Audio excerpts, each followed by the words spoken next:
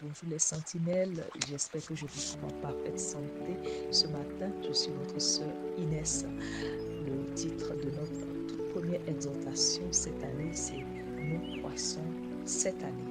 Nous sommes dans l'épître de Jacques, chapitre 1, verset 1 à 4, et je lis dans la version Louis II. Mes frères, regardez comme le sujet de joie complète les différentes épreuves auxquelles vous pouvez être exposés, sachant que l'épreuve de votre foi produit la patience.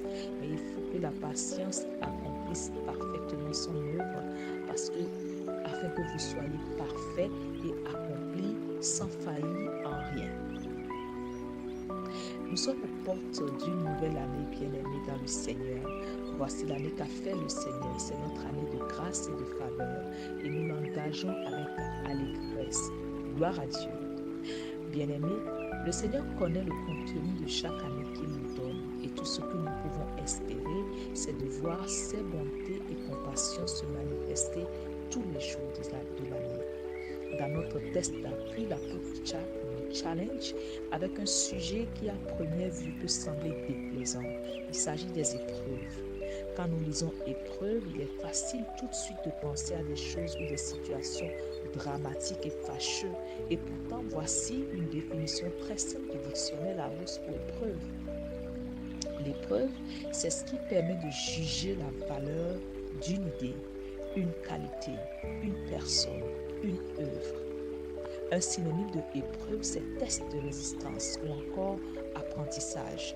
Par exemple, le Seigneur a testé le courage et la foi des disciples face au vent et la tempête dans Marc chapitre 4 en dormant à la poupe dans la barque pendant que des vents violents frappaient la barque.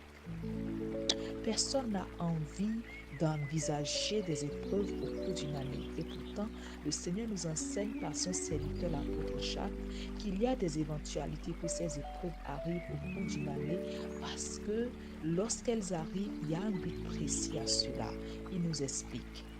L'épreuve de votre foi produira la patience.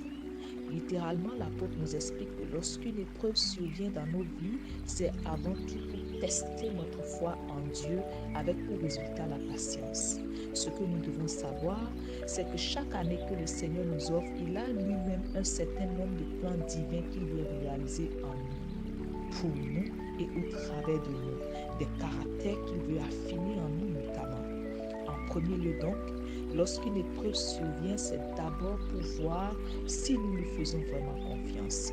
Ce processus d'assurance de sa confiance produit en nous la patience. Par exemple, si j'ai confiance en Dieu, qu'il est celui qui pourvoit à tous mes besoins, alors je sais aussi que même si le salaire venait en retard ou pas du tout, alors je vais garder mon assurance que dans tous les cas, le loyer sera payé, la scolarité des enfants sera payée et je garderai patience. L'épreuve, l'œuvre de la patience en nous, c'est également de nous rendre parfaits et accomplis sans faillir en rien.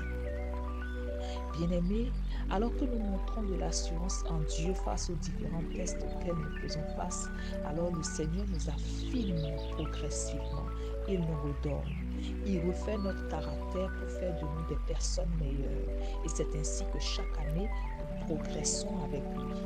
Ceux qui nous connaissaient d'une certaine manière nous découvrent progressivement des personnes meilleures sur tous les plans.